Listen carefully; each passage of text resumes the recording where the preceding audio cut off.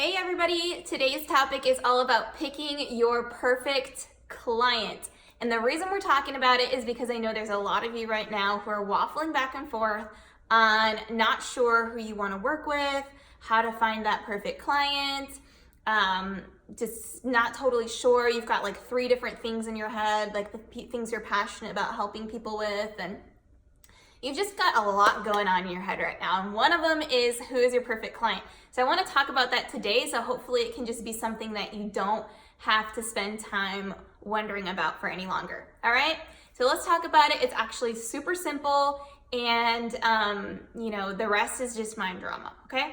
So when you think about who that perfect client is that you want to attract to you, that perfect person you want to work with, you need to ask yourself, who is the person that I can get the most results for the most quickly? Like, who is the person that I can feel the most confident? If I were to go, gamble on this in Vegas, who is the person I'm most confident that is going to be a winner if I bring them on board?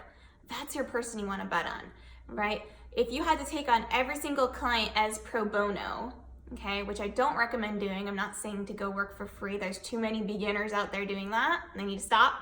But if you were to take on every single client pro bono and you didn't get paid until they got the outcome, right?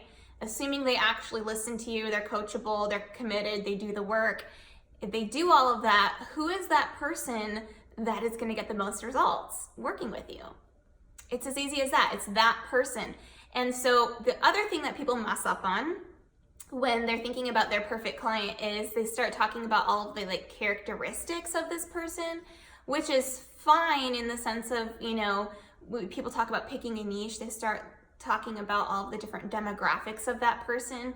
But the most impactful way of thinking about who your person is thinking about what that person wants. Like, what is the outcome that the person wants? That is what you want to focus on when you're choosing your perfect person. Like when you're choosing your ideal client, you want to think about being that outcome coach or the results coach for that person.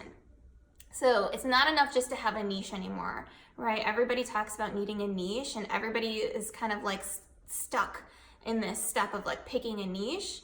But really it just comes down to, what do you have the most either formal training on or a personal life experience on in creating an outcome for someone?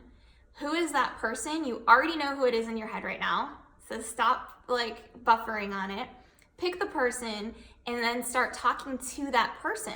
Everything you say should be talking about them and what they want, right? Where they're at now and where they want to go. So, not just about their demographics and their life and talking to that person, but actually what it is they want to achieve. And the more you talk about that, the more you talk to that perfect person about the outcome that they want and how your expertise on actually helping them get there, the more they're going to want to work with you. And it's just how it works.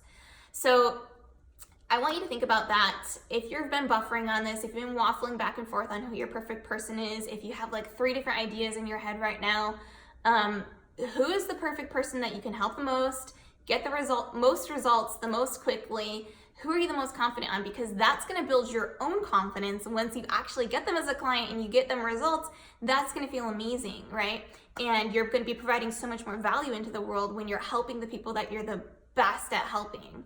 So be that person, be the results coach, the outcome coach for that person, and just decide today. It doesn't have to be something that you spin in, because when you're stuck on something like making a decision, it kills momentum.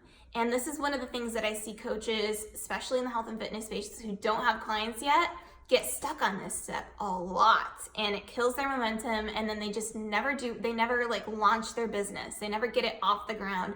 They just stay in their comfortable job, or they stay in the job they hate even, because they're just overthinking every single step. This is for sure one of the top steps that you're probably overthinking right now. So you already know everything you need to know.